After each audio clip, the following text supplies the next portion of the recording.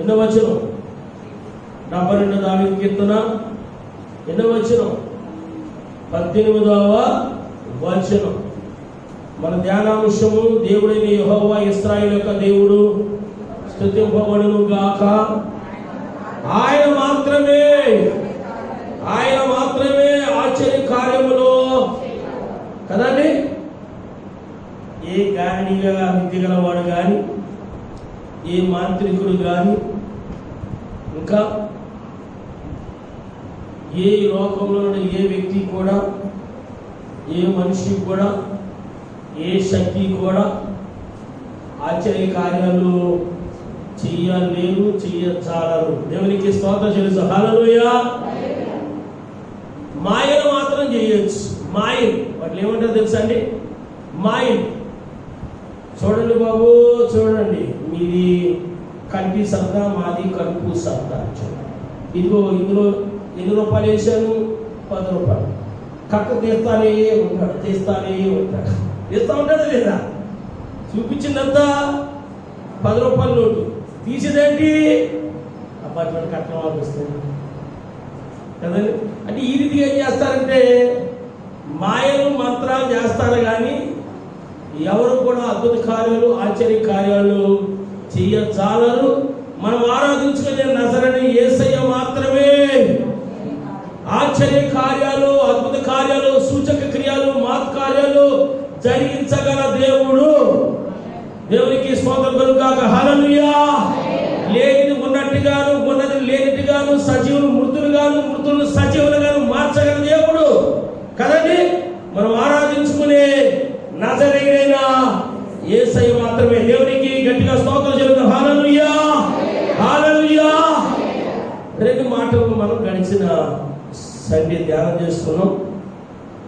మరొక 2 మాటల్ని ఈ సండే మనం ధ్యానం చేసుకున్నాం. ప్రభువునందు దేవుని సంగమా, 3వ మాట ఏంటంటే, అనగా మనం 2 మాటలు ధ్యానం చేసుకున్నాం కనుక 3వ మాట ఏంటంటే, ప్రభువునందు ప్రియమైన దేవుని బిడ్డలారా, ఆయన మాత్రమే మన సమస్యలని పరిష్కరించేవాడు. ఆయన మాత్రమే మన సమస్యలకు పరిష్కారం ఇచ్చే దేవుడు. లేక ఆయన మాత్రమే మన యుద్ధాలు చేసే దేవుడు. ఆయన మాత్రమే మన యుద్ధాలు చేసే దేవుడు. లేక ఆయన మాత్రమే మన సమస్యల్ని పరిష్కరించే దేవుడు. ప్రభువునందు ప్రియమైన దేవుని బిడ్డలారా, మానవులుగా మనం ఈ లోకంలో జీవిస్తూ ఉన్నామంటే ఎన్నెన్నో సమస్యలు ఉండగా మనము వెళతా ఉంటాం. ఒక్కొక్క సమస్యకి ఒక్కొక్క పరిష్కారం. అప్పుడప్పుడు టీవీలో యాడ్ ఇస్తారు. ఏం యాడ్ అంటే, కీళ్ళ నొప్పి అయినా, నడు నొప్పి అయినా, తలనొప్పి అయినా, ఏ నొప్పి అయినా ఒకటే బామ్. మీ సమస్యకి మేమిచ్చే ఈ బాంబుని మీరు వాడితే మీకున్న సమస్యలన్నీ కూడా తొలగిపోతాయి అని రకరకాల యాడ్లు ఇస్తారు. మానవులుగా మనం ఏం చేస్తామంటే, నడునొప్పికి, కీళ్ళ నొప్పులకి, తలనొప్పికి, మోకాళ్ళ నొప్పులకి, అబ్బో అన్ని నొప్పులకి ఈ బాంబుతోటే ఏంటి పరిష్కారం. మనం ఏం చేస్తుంటే ఆ బాంబును కొనుక్కొని వస్తాము, ప్రతి చోట పూసేస్తాము. కానీ దానివల్ల సమస్యకు పరిష్కారం కాదు, ఇంకా సమస్యగా పెరుగుతూ ఉంటారు.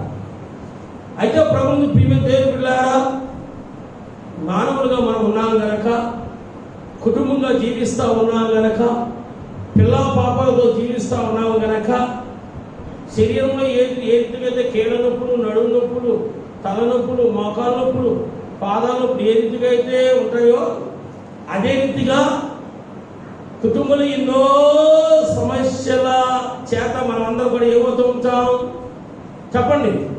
బాధపడతా ఉంటాం. పిల్లల వల్ల సమస్య అయితే ఉంది, అనారోగ్యం వల్ల సమస్య అయితే ఉంది, అప్పుల వల్ల సమస్య అయితే ఉంది, ఇంకా రకరకాల సమస్యల చేత మనం బాధపడతా ఉంటాం. అయితే ఈ సమస్యలన్నింటికి పరిష్కారము ఎక్కడ దొరుకుతుంది అంటే ఈ సమస్యలన్నిటికీ పరిష్కరించేది ఎవరంటే నజరేయుడైన యేసయ్య మాత్రమే. దేవునికి స్తోత్రం చెల్లిద్దాం. హల్లెలూయా, హల్లెలూయా. అందుచేత అంటారు కదా, ప్రయాసపడి భారం మోచిన సమస్త జనులారా నా యొద్దకు రండి, మీ సమస్యను తొలగిస్తాను. దేవునికి మహిమ కలుగును గాక. మీ సమస్యలని మీకు విడుదలని ఇస్తా.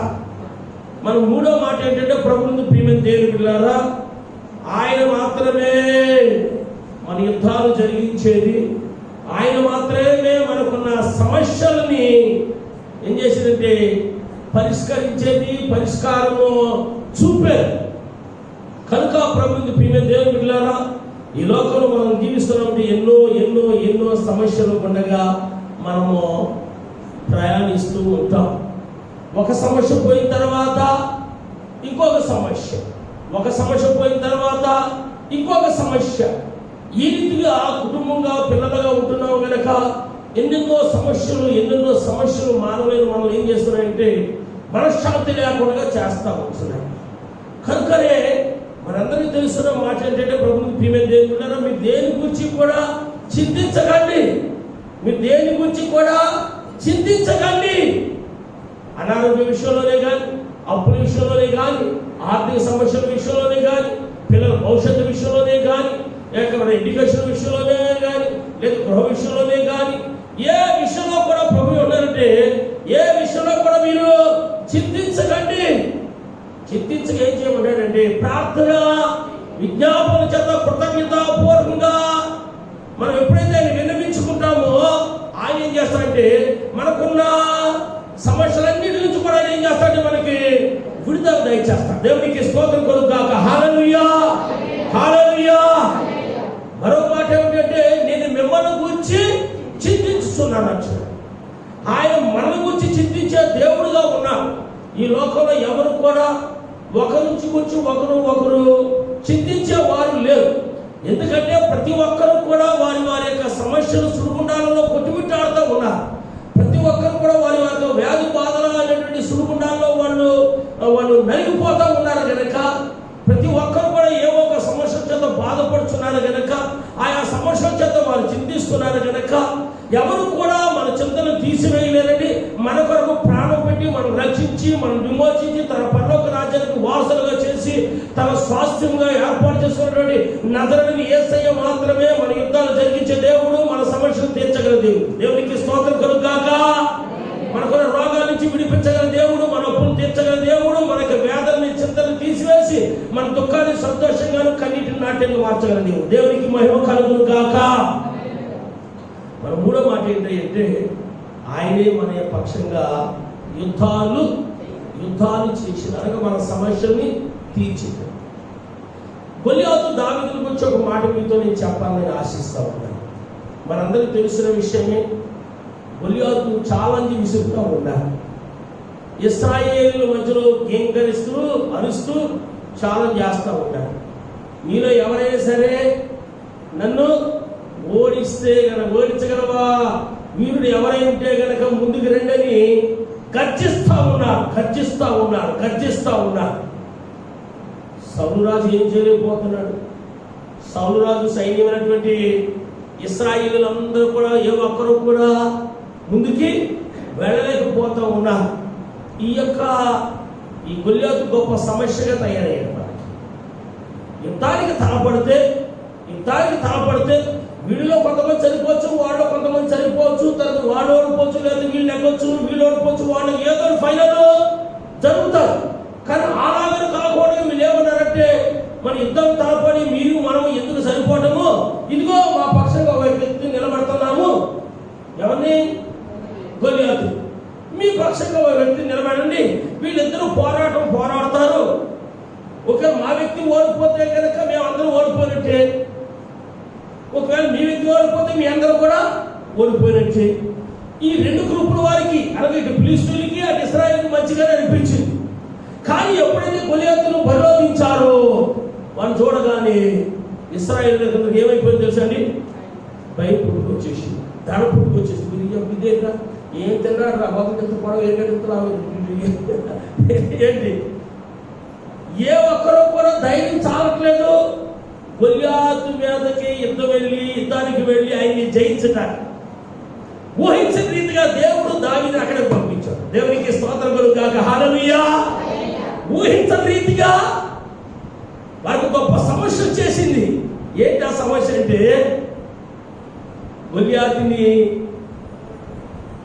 ఎదుర్కొనే సమస్య.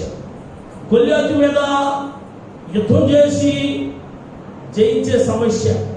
ఎవరు కూడా ధైర్యం చాలట్లేదు ముందుకెళ్ళడానికి. వాడు ఛాలెంజ్ మీద విసురుతా ఉన్నాడు, అపహాస్యం చేస్తున్నాడు జీవగల దేవుని సైన్యాన్ని. ఎవరు కూడా ధైర్యం చాలుతున్నారు, భయపడిపోతున్నారు, వణికిపోతున్నారు. వారిద్దరు గొప్ప పెద్ద సమస్య వచ్చేసి చూస్తున్న దేవుడు ఏం చేశాడు తెలుసండి? గొర్రెలు కాసుకున్నటువంటి దావీదును ఊహించని రీతిగా అక్కడ యుద్ధంలో దించాడు. దేవునికి స్తోత్రం కలుగుగాక. హల్లెలూయా. అన్నలు అంటున్నారు, ఏమన్నా గొర్రెలు కాసుకుని వాడు నీ పని ఏమో దగ్గరకు వచ్చారు? ఓ ఏమీ లేదు నాయన, మిమ్మల్ని పరామర్శించి ఇది మీకు ఒక పేదాలు, మాంసం కూర, ఆహారం, ఏంటి ద్రాక్ష గడలు ఇవన్నీ సిద్ధం చేసి పంపించి రావాలి. మాకు తెలిసిరే ఇక్కడ ఏం జరుగుతుందో చూసాము. వచ్చుంటా పో అయినా ఇలా చూస్తున్నాడు, అలా ఇలా చూస్తున్నాడు. ఆడు ఛాలెంజ్ కదండి. అన్నాడు, నేను వెళ్తాను వాడి కదా, నేను వెళ్తాను. నాకే యుద్ధాభ్యాసం చేసి ఎన్ని యుద్ధాలు చేసిన మాకే ధర పడుతుంది. గొర్రెలు కథలు నువ్వు పో. ఇంకా ఆ నోట ఈ నోట సౌరాజుకి తెలియజేయటం, సౌలు పిలిపించడం. ఎంతో సుందరుడిగా ఉన్నాడు, చూస్తే బాల్య దశలో ఉన్నాడు. ఆడు చూస్తే మా ప్రాంతంలో తాటి చెట్టున్నాడు. మా ప్రాంతంలో పడవకున్న వాళ్ళు ఏమంటారంటే తాటి చెట్టు. నిన్న మా బామ్మర్ది గారు మేము హాస్పిటల్ చెల్లిస్తూ ఉంటే ఆ జూబ్లీ బస్ స్టాండ్ దగ్గర ఆ పిల్లర్స్, మెట్రో పిల్లర్స్ ఎంత చేశారు. ఆ సిగ్నల్ దగ్గర బాగారు ఈ తాటి చెట్టు కంటే ఎక్కువ పిల్లలు పెద్దగా ఎత్తుగా పిల్లలు ఈ తాటి చెట్టు అటు ఇచ్చేస్తున్నాయి అన్నారు. ప్రభువునందు ప్రియమైన దేవుని బిడ్డలారా, ఎవరు కూడా ధైర్యం చాలట్లా. కానీ వాడు ఓడించి సంహరించి జీవం గల దేవుని యొక్క బిడ్డలకు విజయం ఉండడానికి దేవుడు ఏం చేశాడంటే ఊహించని రీతిగా ఏం చేశాడు తెలుసండి? ఆ ప్రాంతానికి దావీదు రాలేదు, కానీ దేవుడు ఏం చేశాడు తెలుసండి? దావీదుని పంపించాడు. దేవునికి స్తోత్రం కలుగుగాక. హల్లెలూయా. యుద్ధం యెహోవాదే, యుద్ధం యెహోవాదే. ఫిలిష్తీయుడి స్థానంలో సాతానుడు మీ కుటుంబాన్ని లేదా మీ పిల్లల్ని చిన్నాభిన్నం చేయాలని, మీ కుటుంబంలో సమస్యలు కలిగించి మనశ్శాంతి లేకుండా చేస్తున్నాడు. ఎవరు? దుష్టుడైనటువంటి సాతాను. ఇదిగో నువ్వు నమ్ముకున్నావు మీ దేవుడు ఈ సంవత్సరం మేలు చేస్తాడనుకున్నావు. పిచ్చిదారా, మీ దేవుడేం మేలు చేయండి, అయిపోయింది నీ పని. నీ ప్రార్థన ఆలకించడం మీ దేవుడు.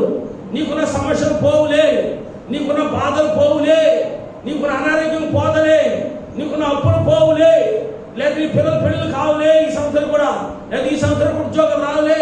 వాడు వద్దు, వాడు చదవడం, వాడు పాస్ కాడు, నువ్వేదో అనుకుంటా నీ పనులు కానే కావు అని ఈ రీతిగా దుష్టుడైన సాతానుడు ఏం చేస్తాడంటే మనల్ని గొల్యాతు ఏ రీతిగా అరిచి భయకంపితులు చేస్తా ఉన్నాడో మనల్ని కూడా దుష్టుడు ఏం చేస్తాడు తెలుసా? కొన్ని విధాలుగా ఆ రీతిగా మనం ఏం చేస్తాడంటే ఆలోచన కలిగింపజేసి నీకున్న సమస్యలు పరిష్కారం కావు, నీ సమస్యలాగా ఉంటాయి, నీకున్న అనారోగ్యాలు పోవు, నీ అనారోగ్యలాగా ఉంటుంది, నీకున్న ఇరుకులు ఇబ్బందులు పోవు, నీకున్న ఇరుకులు ఇబ్బందులు లాగే ఉంటాయి అని వాడు ఏం చేస్తాడంటే మనల్ని భయకంపితులు చేస్తా ఉంటాడు. ఎప్పుడైతే వాడు ఆ రీతిగా ఛాలెంజ్ విసురుతున్నాడు ఊహించిన రీతిగా దేవుని యొక్క హృదయానుసారుడైనటువంటి దావీదుని అక్కడ దించాడు. దేవునికి స్తోత్రం. హల్లెలూయా. దావీదుకి దించడం, దావీదు గొల్యాతుని మొలిచెలతో కొట్టి చంపటం, దావీదు మీద పడి ఆయన తలని శిరచ్ఛేద చేసి యుద్ధం యెహోవాదేని జయోత్సాహంతో ఆయన తలను పట్టుకొచ్చిన మనందరికీ తెలుసు. దేవునికి స్తోత్రం కలుగుగాక. హల్లెలూయా. హల్లెలూయా. అక్కడ యుద్ధం ఎవరు చేశారు? దావీదు చేశాడండి. నిజం చెప్పండి, దావీదు చేశాడా? దావీదు చేయలేదు. యుద్ధం ఎవరు చేశారు చెప్పండి? యెహోవా చేశాడు. దేవునికి స్తోత్రం కలుగుగాక. హల్లెలూయా. హల్లెలూయా. మనం యుద్ధం చేయక్కర్లేదు, మనం ఒకటే చేయాలి, ప్రార్థన చేయాలి. దేవునికి స్తోత్రం కలుగుగాక. హల్లెలూయా. మనం ప్రార్థన చేయాలి. మనమందరం కూడా ఇప్పుడు యుద్ధ రంగంలో ఉన్నాం. యావత్ ప్రపంచంతో కూడా పట్టి పీడిస్తుంది కరోనా వైరస్. యావత్ ప్రపంచమంతా కూడా భయకుప్పుట్లో ఉన్నాం. ఎవరితో మాట్లాడాలన్నా భయమే, ఎవరితో చేయకలపాలన్నా భయమే, ఎవరిని ఇస్తే తీసుకెళ్ళాలన్నా భయమే, బంధువులు ఇంటికి వెళ్ళాలన్నా భయమే, భయమే. అక్క బాగున్నావా, నేను చూసి చాలా రోజులు వద్దామనుకున్నది అలాగా. బస్సులు తిరుగుతున్నాయా, రాలేక బస్సులు తిరుగుతున్నాయా, బస్సులు ఎవరి ఆటో కట్టించచ్చు, ఆటోలు అంతమంది ఎక్కగలరా? ఎందుకు రావద్దు అనలేక, వస్తే ఒకవేళ వస్తా జైరాబాద్ నుంచి పట్టుకొస్తారేమో, బీదర్ నుంచి పట్టుకొస్తారేమో, ఏ కర్నూలు నుంచి కడప నుంచి పట్టుకొస్తారేమో, ఆంధ్ర నుంచి పట్టుకొస్తారేమో, నేను వస్తాను కదా. భయంకుట్లో సమస్యలు సుడుగుండంలో కొట్టుమిట్టు ఆడుతూ ఉన్నాం. ఈ సమస్యలన్నిటికీ పరిష్కారం యుద్ధం యెహోవాది. దేవునికి స్తోత్రం కలుగుగాక. హల్లెలూయా. ప్రభువా, నీవు మాత్రమే ఆశ్చర్యకార్యం జరిగించగల దేవుడు. నీవు మాత్రమే ఈ యొక్క ప్రపంచాన్ని పట్టి పిడుస్తున్న ఈ కరోనా వైరస్ నుంచి ప్రపంచాన్ని విడిపించగల దేవుడు నీవు మాత్రమే. నీవు మాత్రమే అద్భుత కార్యం చేయగల దేవుడు. నీవు మాత్రమే ఆశ్చర్యకార్యం చేయగల దేవుడు. నీవు మాత్రమే మహత్కార్యం చేయగల దేవుడు. నీవు మాత్రమే విడిపించగల దేవుడు అని మనం మొరపెడితే దేవుడు ఏం చేస్తాడంటే ఆమె అన్నాడంటే సార్ కదండి. ఏమంటే సరిపో చెప్పండి. మనం లాస్ట్లో ఏమంటాం? ఆమె అంటాం. ఆమె హల్లెలూయా. ఆయన మనం చేసే ప్రార్థనకి లాస్ట్ ఆమె అన్నాడు అనుకోండి, చెప్పండి 219 బస్సు తెల్లని స్టార్ట్ అయిపోతుంది. కామన్ అయిపోతుంది. 219 బస్సు తెల్లని స్టార్ట్ అయిపోతుంది కదా. ఇంకా ప్రయాణాలు స్టార్ట్ అయిపోతాయి. ఇంకా ప్రధానమంత్రులు అందరూ టీవీలోకి చెప్పేస్తారు, వైరస్ అంతా అయిపోయింది కాబట్టి మీ జనజీవనం ఇంకా పూర్తిగా స్వచ్ఛంగా స్వేచ్ఛగా తిరగవచ్చని. ఎవరు ఆమెనంటేని? ఆమె హల్లెలూయా. ఆయన మాత్రమే మన యుద్ధాలు చేసే, ఆయన మాత్రమే మన యొక్క సమస్యల్ని విడిపించే. ఇశ్రాయేలు గొప్ప సమస్యలు బాధపడుతున్నప్పుడు ఎన్నోసార్లు దేవుడు అద్భుత రీతిగా ఎవరొకరిని పంపించి దేవుడు యుద్ధాలు చేసి వారికి ఉన్న సమస్యను పరిష్కరించాడు. 2 దినవృత్తాంతాల 20 అధ్యాయంలో కూడా చాలాసార్లు మనం ధ్యానం చేసుకున్నాం. యెహోషాపాతు మీదకి 3 రాజులు ఏం చేశారంటే యుద్ధానికి వచ్చారు కదండి. యుద్ధానికి వచ్చేసారు, వాళ్ళు చుట్టుముట్టేశారు. ప్రభుత్వం దేవుడు భయకంపితులైపోతున్నారు. ఏం చేయాలో అర్థం కావటంలా. వారందరూ ఒకటే చేశారు. ఏం చెప్పండి, ఏం చేశారు తెలుసా అండి? ఉపవాసం ఉండి దేవునికి ప్రార్థన చేశారు. ప్రార్థన చేశాడు. ఊరికే అన్నాడు దేవుడు, ప్రవక్త ద్వారా మాట్లాడు, ఆత్మ ద్వారా మాట్లాడు. మీరు భయపడద్దు ఇశ్రాయేలులారా, మీరు కాదు యుద్ధం చేసేది, నేనే యుద్ధం చేస్తాను. మీరు ఊరకనే దేవునికి స్తోత్రం. హల్లెలూయా. మన సమస్యను పరిష్కరించేది మనం ఆరాధించుకుని దేవుడు గనక ఊరకనే నిలిచి చూడండి అన్నాడని గురిపెట్టి నిద్రపోవాలి. ఊరకనే నిల్చుని ఆయన మన సమస్య పరిష్కరిస్తే మనం చేసేది ఏమున్నాయి గారు? గురిపెట్టి నిద్రపోదాం కాదు. మన సమస్యలకు పరిష్కారం కలగాలంటే పరిష్కరించే దేవుడికి మనం ఏం చేయాలి? ప్రార్థన చేయాలి. వాళ్ళు అదే రీతి చేశారు. ప్రభువా, మా ప్రార్థన, దేవా మా ప్రార్థన ఆలకించు, మాకున్న నీ సమస్య నుంచి విడుదల దయచేయని వారందరూ కూడా చిన్నపిల్లలేమి, వృద్ధులేమి, మహిళలేమి, పురుషులేమి, యవనస్తులేమి అందరూ కలిసి దేవుడికి మొరపెడతా వచ్చారు. దేవుడు వారి పక్షంగా యుద్ధం చేశాడు. వాటిగా నిరూపించాడు. సైన్యం ముందు ఎవరెంత వచ్చారంటే గాయకులు బోర్లు ఊదుతూ వాయిద్యాలు వాయిస్తూ పాటలు పాడుతూ వెళ్తా ఉన్నారు. పాటలు పాడుతూ వీళ్ళు ముందేస్తా ఉంటే, పాటలు పాడుకుంటూ బోర్లు ఊదుకుంటూ వాయిద్యాలు వాయించుకుంటూ వీళ్ళు వెళ్తా ఉంటే వీళ్ళు వెనకాల ఎవరు వెళ్తున్నారు అంటే సైన్యం వెళ్తాము.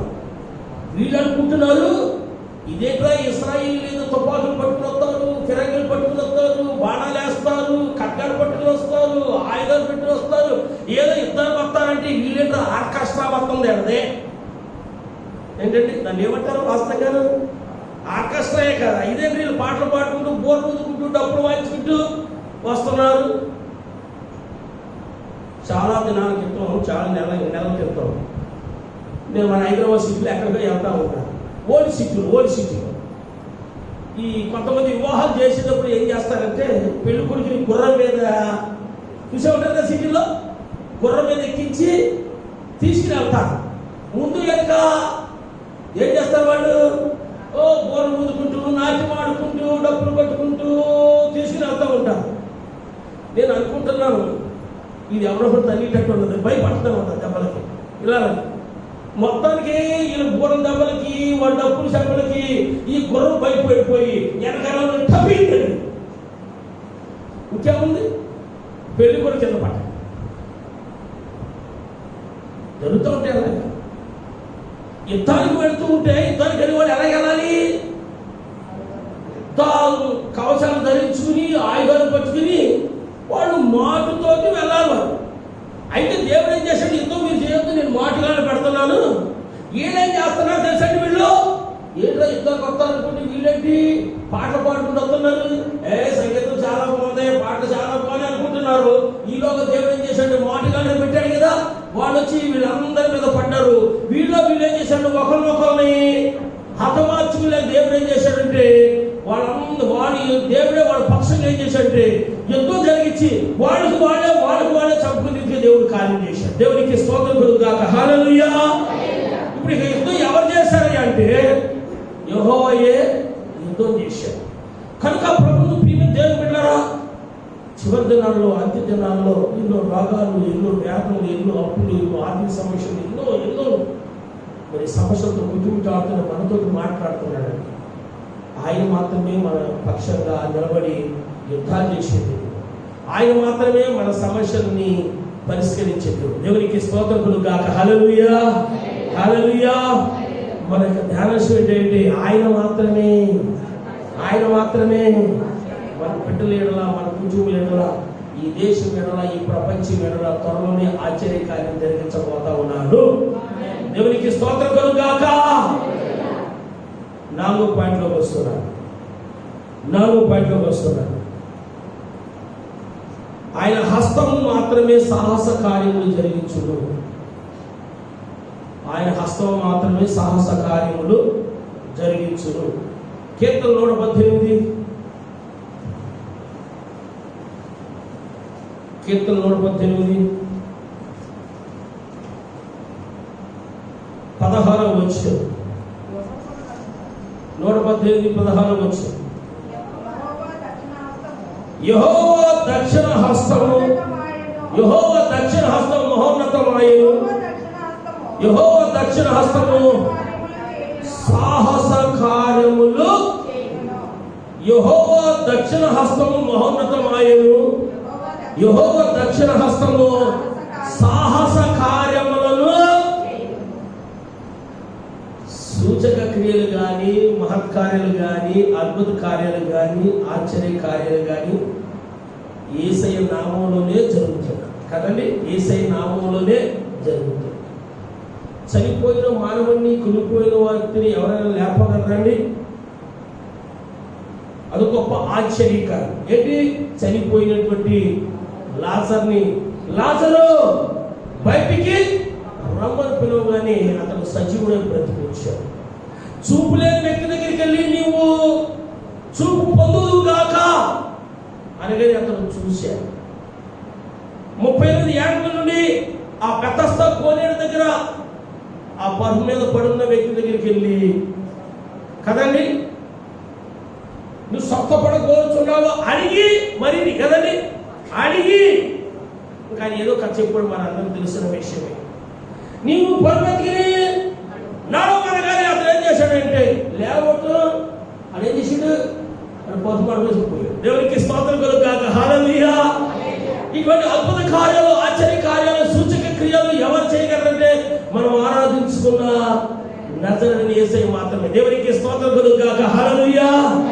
ఈ రీతిగా ఆయన చేసినటువంటి అద్భుత కార్యాలు, లేక సూచక క్రియలు, మహత్కార్యాలు, ఆశ్చర్య కార్యాలు మనం చెప్పుకుంటూ పోతే యోహాను గారు అంటారు కదా, ఈ భూమి పట్టణంత గ్రంథాలు అవుతాయంట. దేవునికి స్తోత్రం కలుగుగాక. హల్లెలూయా. చూపు లేని వారికి చూపునిచ్చాడు. 12 ఏళ్ల నుంచి రక్తస్రావం చేత బాధపడిన స్త్రీ తన వస్త్రం ముట్టగానే స్వస్థత కలిగింది. మాట లేని వారికి మాటనిచ్చాడు, నడక లేని వారికి నడకనిచ్చాడు, చనిపోయిన వాడు లేపాడు, ఈ అపత్రాత్మ శక్తుల చేత పీడిపోబడిన వారిని గద్దించి విడుదలిచ్చాడు. ఈ రీతిగా ప్రతి వారి వల్ల దేవుడు ఏం చేశాడంటే అద్భుత కార్యాలని, ఆశ్చర్య కార్యాలను జరిగించాడు. దేవునికి స్తోత్రం కలుగుగాక. హల్లెలూయా. ఈ యొక్క మైక్ ద్వారా కానీ, లేకపోతే ఛానల్ ద్వారా కానీ, మందుల్లో కూర్చొని కానీ వాక్యం పెట్టి మీతో కూడా మాట్లాడుతూ ఉన్నాను. మీ బిడ్డల ఎడల, మీ కుటుంబాల ఎడల కూడా దేవుడు అద్భుత కార్యాలు, ఆశ్చర్య కార్యాలు జరిగించబోతున్నాడు. హల్లెలూయా. ఇక్కడ మనం చదువుకున్న వాక్యం చూసినట్లయితే యెహోవా దక్షిణ హస్తము మహోన్నతమాయను. యెహోవా దక్షిణ హస్తము సాహస కార్యాల్ని, ఆయన హస్తం మాత్రమే సాహస కార్యాన్ని. మోషే నీ చేతులు ఏముంది? కచ్చి కొట్టుమో, ఆ బండ నీకు ఏమిస్తాను? నీళ్ళు ఇస్తాను. దేవునికి మహిమ కలుగును గాక. ఆ సముద్రం మీద కొట్టు, అది నీకేమిస్తుంది? దారిస్తుంది కదండి. ఆ యుద్ధంలో ఆ నది మీద కొట్టు, ఆ నదులు నీళ్ళు ఏమైపోతాయి? రక్తం అయిపోతాయి. ఆకాశం వైపు చూపించు, మొత్తం వడగళ్ళు, కప్పలు, అప్పు, పేర్లు, గొప్ప గొప్ప కార్యాలు, అద్భుత కార్యాలు మనం ఆరాధించుకునే దేవుడు చేసిన కార్యం. ప్రతి విశ్వాసిగా, దేవుని బిడ్డలుగా మనము దేవుడిని ఆశించేది ఏంటంటే, సరే ఈ సంవత్సరం అయినా సరే దేవుడు కదండి మా ఎడలా, మా బిడ్డల ఎడలా కొన్ని అద్భుత కార్యాలు చేస్తాడేమో అని మనం ఆశతో ఎదురు చూస్తాము. అయితే ప్రభుత్వం ప్రియమైన దేవుళ్ళైనా ఆయన విశ్వసించిన వారిని ఆయన ఇప్పుడు కూడా సిగ్గుపడ చేస్తాడు. ఆయనకు అసాధ్యమైనది ఏది కూడా లేదు. అయితే దేవుని బిడ్డలుగా ఆయన నుండి మనం ఆశ్చర్య కార్యాలు మనం చూడాలి అంటే మనం దేవుని ఎక్కువగా ఏం చేయాలి తెలుసండి? ప్రార్థన చేయాలి. దేవునికి స్తోత్రం కలుగుగాక. హల్లెలూయా. మనం ఎంత ఎక్కువగా ప్రార్థన చేస్తామో అంతగా ఆయన నుండి ఆశ్చర్యపడతాం. ఎంత ఎక్కువగా ప్రార్థన చేస్తామో మనం అంతగా దీవింపబడతాం. ఎంత ఎక్కువగా ప్రార్థన చేస్తామో అంతగా ఆయన నుండి అద్భుత కార్యాలు, ఆశ్చర్య కార్యాలు మనము చూస్తాం. దినాల్లో చూడండి, మన భారతదేశంలో ఇప్పుడు రోజుకి 35, 30, 40 వేలు రోజుకి పేషెంట్లు అయిపోతున్నారా లేదా బ్రదర్స్? స్టార్టింగ్ 100, 2,000, 3,000 అలా ఇప్పుడు 30 దాటేసి ఇంకొక 2 రోజులు 3 రోజులు పోయిందనుకో రోజుకి 50,000 మంది అయిపోతాయి. నేను చెప్పేది ఒక నెలల క్రితం నవంబర్ నాటికి భారతదేశంలో హాస్పిటల్స్ ఉండవు, హాస్పిటల్లో పిగలేమనుకోండి, హాస్పిటల్లో బెడ్లు ఉండవు, ఏమున్నాయి వెంటిలేటర్లు కూడా. ఏం చేస్తారంటే పేషెంట్లంతా ఉండే చేస్తారు. అయ్యా మా దగ్గర బెడ్లు లేవు, హాస్పిటల్లో ఏమీ లేవు, నీకైతే ఉన్నది బలహీనత, మీ ఇంట్లోనే తాళవేసిన మీ ఇంట్లోనే ఉండు, తాళవేసిన ఇంట్లో ఉంటే నేను చెప్పేది ఏమన్నా. అంటే అటువంటి దుస్థితి ఇంకా మన భారతదేశంలో రాబోతుంది. కనుక ప్రభువా మా దేశం వెంట ఒక అద్భుత కార్యాన్ని జరిగించున్నాయి. ఆమేన్. హల్లెలూయా. మా రాష్ట్రంలో అద్భుత కార్యం జరిగించున్నాయన, ప్రపంచంలో ఆశ్చర్య కార్యాలు జరిగించున్నాయని మనమందరం కూడా మన కన్నీరు విడిచి ప్రార్థన చేయాలి. మనం చదువుకున్నటువంటి కీర్తన గ్రంథాలు కూడా దావీదు ఏ రీతిగా ప్రార్థన చేశాడో మనం చూశాం కదండి. ఆయన రాత్రి కాచే కన్నీటిని వచ్చాక ఏమవుతుంది? ఆయన యొక్క పరుపు ఏమవుతుందండి? తేలిపోతుందని వాక్యం సెలవిస్తుంది. ఆయన శిక్షించే దేవుడు కాదండి. ఆయన మనల్ని మరి దుఃఖంతో, వేదనతో బాధపడుతుంటే ఆయన చూడాలని ఆనందించే దేవుడు కాదు. ఆయన నుండి మనం ఆశ్చర్య కార్యాలు, అద్భుత కార్యాలు మనం చూడాలి అంటే గడిచిన సండే మీతో నేను చెప్పాను కదా, ఆయన ఆశ్చర్యకరు ఏంటండి. ఆయన పేరు ఎన్నో నామములు కలిగి ఉన్నాడు. ఆయన 1000 నామములు, నా దగ్గర ఒక బుక్, ఆయన నామాలు 1000 నామములు అనమాట. అంటే ఇది పేర్లు అనమాట. ఎన్ని బిరుదులే, పేర్లు కాదు కానీ బిరుదులే. అందులో ఏంటంటే ఆశ్చర్యకరు. దేవునికి స్తోత్రం కలుగుగాక. హల్లెలూయా. ఏంటంటే ఆయన ఆశ్చర్యకరు. ఆశ్చర్యకరం. కనుక ప్రతి ఒక్కరూ కూడా మనం దేవుడి నుండి ఆశించేది ఏంటంటే మన బిడ్డల ఎడలా, మన కుటుంబం ఎడలా దేవుడు తప్పనిసరిగా ఏం చేయాలని ఆశిస్తాం? ఏదైనా ఒక అద్భుతం చేయాలి, ఏదైనా ఒక ఆశ్చర్య కార్యం చేయాలి, ఏదైనా ఒక ఆశీర్వాదం దేవుడు మనకు దయచేయాలని మనం ఏం చేస్తామంటే ఆశిస్తూ ఉంటాం. అది ఆశించడంలో ఏ పొరపాటు కాదు. కానీ ఆయన మన ఎడలా సాహస కార్యాలు చేసే దేవుడు, మనం ప్రేమించి మన కుటుంబంలో అద్భుత కార్యాలు, ఆశ్చర్య కార్యాలు చేసే దేవుడు, ప్రతి వ్యాధుల చేత బాధపడుచున్న వారిని స్వస్థపరిచే దేవుడు, వ్యాధుల చేత కృంగిపోవచ్చిన వారిని లేపే దేవుడు, మన కన్నిటిని నాట్యంగా మార్చే దేవుడై ఉన్నాడు. కనుక మనం ఏం చేయాలంటే ఆయనకి దీని మీద నామని బట్టి మనం ఏం చేయాలి తెలుసండి? అనుదినము ప్రార్థన చేయాలి. ప్రార్థన చేయాలి. మనం ఎంతగా ప్రార్థన చేస్తే అంతగా శక్తిని పొందుకుంటాం. ఎంతగా మనం ప్రార్థన చేస్తే అంతగా మనం దేవునికి సమీపస్తులు అవుతాం. ఎంతగా మనం ప్రార్థన చేస్తే అంతగా మనం దీపపడతాం. ఎంతగా మనం ప్రార్థన చేస్తే అంతగా సమస్యల నుండి మనము విడిపింపగలుగుతాం. కనుక ప్రభువుని ప్రియమైన దేవుని బిడ్డలారా, ఆ యెహోషాపాతు సమయంలో వారందరూ కూడా ఉపవాసం ఏం చేశారంటే దేవునికి వాళ్ళు ప్రార్థన చేశారు. దేవుడు వారి యుద్ధాలను జరిగించాడు, విజయాన్ని ఇచ్చాడు. దేవునికి మహిమ కలుగును గాక. ఇక్కడ మనం 2వ పాయింట్ లేక 4వ పాయింట్ మనం చూసినట్టే ఆయన యొక్క దక్షిణ హస్తమే మన ఎడల ఏం చేయబోతుంది అంటే సాహస కార్యాన్ని ఆయన జీవించిన దినాల్లో నేను స్వస్థపరిచే యెహోవా నేనే అంశాన్ని వచ్చి 3 మాటలు నేను చెప్పాను కదా. అందులో మొదటి మాట ఏంటంటే ఆయన చేతులతో ముట్టి స్వస్థపరిచాడు కదండి. నెంబర్ 1 ఏంటి తెలుసండి? ఆయన చేతులతో తాకి స్వస్థపరిచాడు. రెండోది ఏంటి? వాక్కును పంపి బాగు చేశాడు. మూడవది ఏంటి? ఆయన దగ్గరికి వెళ్ళి ఆయన వస్త్రాన్ని ముట్టుకోగా ప్రభావం ఆయన నుండి వెళ్ళి స్వస్థత పొందుకున్నారు. ప్రభువుకు ప్రియమైన దేవుని బిడ్డలారా, 4వ మాట ఏంటంటే అనగా ఈ వారంలో 2వ మాట ఏంటంటే ఆయన యొక్క దక్షిణ హస్తమే మన ఎడల, మన బిడ్డల ఎడల, మన సంఘస్థుల ఎడల, రక్త సముద్రం ఎడల సాహస కార్యాలు చేయబోతున్నది. ఆయన ఒక్కొక్కరిని తాకి స్వస్థపరచబోతున్నాడు. ఆయన ఒక్కొక్కరి మీద చేతులు చాచి ఆశించబోతున్నాడు.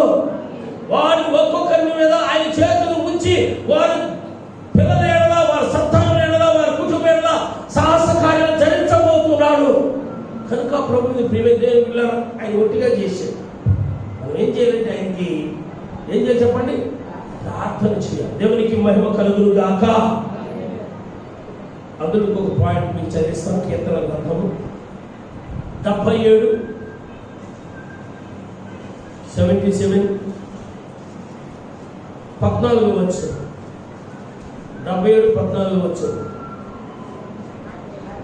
ఆశ్చర్యక్రియలో జరిగించు దేవుడు నీవే, జనములలో నీ శక్తిని నీవు ప్రత్యక్షపరచుకొని ఉన్నావు. నీ బాహుబలమున యాకోబు యోసేపుల సంతతి వారకు నీ ప్రజలకు నీ విమోచించి. మన 14వ వచనం మనం చూసినట్లయితే ప్రభువుని ప్రియమైన దేవుని సంగమా, ఆశ్చర్యక్రియలు జరిగించు దేవుడవు నీవే. దేవునికి స్తోత్రం చెల్లిద్దాం. హల్లెలూయా. ఈ లోకంలో ఏ వ్యక్తి కూడా మంత్రాలు చేస్తా, మాయలు చేస్తా, కానీ అద్భుతాలు ఆశ్చర్య కార్యాలు మాత్రం ఎవరు కూడా చేయరు. దేవునికి స్తోత్రం కలుగుగాక. హల్లెలూయా. అద్భుతాలు ఆశ్చర్య కార్యాలు జరిగించింది ఎవరైతే మనం ఆరాధించుకుని నజరేయుడైన యేసయ్య మాత్రమే. దేవునికి స్తోత్రం చెల్లిద్దాం. హల్లెలూయా. ప్రభువుని ప్రియమైన దేవుని బిడ్డలారా, ఏలియా ప్రార్థన చేశాడు. ఏలియా ప్రార్థన చేస్తే ఏం జరిగింది చెప్పండి? ఏం జరిగింది? ఏలియా ప్రార్థన చేస్తే వర్షము కురవకుండా ఆగిపోయింది. ఎవరైనా వర్షం కురవకుండా ఆపగలరండి? ఈ లోకంలో నుండి మా దగ్గర ఆ శక్తి ఉంది, ఈ శక్తి ఉంది, అది చేస్తాం, ఇది చేస్తామని చెప్పేవాళ్ళు, ఈ గార్డెన్ జీవాలు వాళ్ళు, లేదా ఈ మాంత్రికులు, ఈ తాంత్రికులు, వీళ్ళందరూ కూడా మరి ఎన్నో జిల్లాల్లో, ఎన్నో రాష్ట్రాల్లో వర్షాలు కురవట్లేదు కదా. వారు వారి యొక్క మంత్రాలు, తంత్రాలు పఠించి వర్షాలు కురిపిస్తే ఆ రాష్ట్రాల్లో వర్షం కురుస్తుంది, పంటలు పడతాయి, కరువు లేకుండా దేశం ఎలా ఉంటుందండి? సస్యశ్యామలంగా ఉంటుంది. సరే, ఎక్కడైనా తుఫాను వచ్చేసింది, గ్రామాలు మునిగిపోతూ ఉన్నాయి. మరి వాళ్ళ తంత్రాలు, మంత్రాలు ఉపయోగించి బంధు కలుపురా కన్నాడు అనుకో, ఆ బంధు అయిపోతే శుభ్రంగా వాళ్ళు ఇల్లు కట్టుకుపోకుండా బిల్డింగ్లు కట్టుకుపోకుండా ఇళ్ళల్లో ఇప్పుడు మన ఉస్మాన్ హాస్పిటల్ నీళ్ళు వెళ్ళిపోయినాడు కొంప తీసి అలాగే నా ప్రాంతానికి. మేము ఉస్మాన్ హాస్పిటల్ ఎందుకు వెళ్తామన్నా మీనాక్షి హాస్పిటల్కి వెళ్తాం అంటే వాళ్ళకి ఆ శక్తి ఉంటే ఇవన్నీ చేసేవాడే కదండి. ఏలియా ప్రార్థన చేయగా నేను ఎవరి సన్నిధి నిలబడినానో ఆ యెహోవా జీవంతోడు, వర్షమైనను మంచైనను పడదే పడదండి. 3.5 సంవత్సరం వరకు వర్షం కానీ మంచు కానీ ఆ దేశం మీద పడనే మరలా ప్రార్థన చేశాడు కదండి. ఆకాశం వర్షం ఇచ్చింది, భూమి తన యొక్క ఫలాన్ని ఇచ్చింది. దేవునికి స్తోత్రం, హల్లెలూయా. గొప్ప అద్భుత కార్యము ఆచరించాడు. ఒక నరుని మనవి కదండి. అందుచేత ఏలియా గురించి ఒక మాట అంటారు కదా, ఏలియా మనలాంటి స్వభావం గల మనుషుడే. అతను ప్రార్థించగా మరలా వర్షం కురిసింది. దేవునికి స్తోత్రం కలుగుగాక, హల్లెలూయా హల్లెలూయా. ప్రభువునందు ప్రియమైన దేవుని బిడ్డలారా, మరి యెహోషువను మనం చూసినట్లయితే ఆయన యుద్ధంలో ఉండి ప్రార్థన చేశాడు. యుద్ధం అయ్యేంత వరకు కూడా సూర్యుడా అయ్యారులో, చంద్రుడా నువ్వు గిబియోనులో. అబ్బా అక్కడ మాట ఏంటంటే ఒక నరుని మనవిని ఆలకించి, అంతకు ముందు దినమే కానీ రాబో దినాలు కానీ లేనే లేదు. అది ఒక నరుడు మనవిని ఆలకించి దేవుడు ఏం చేశాడంటే సూర్యుని చంద్రుడిని వాటి స్థానంలో నిలిపివేశాడు. ఇంకంతకంటే అద్భుతకారుడు ఆశ్చర్యకారుడు ఎవరు? దేవునికి స్తోత్రం కలుగుగాక, హల్లెలూయా హల్లెలూయా. మనం ఆరాధించుకునే దేవుడు ఆశ్చర్యకారుడు. ఆయన మాత్రమే చెప్పండి, ఆయన మాత్రమే మన ఎడల, మన పిల్లల ఎడల, మన కుటుంబం ఎడల ఏం చేయగలరు చెప్పండి? ఆశ్చర్యకారుడు. దేవునికి స్తోత్రం కలుగుగాక, హల్లెలూయా హల్లెలూయా.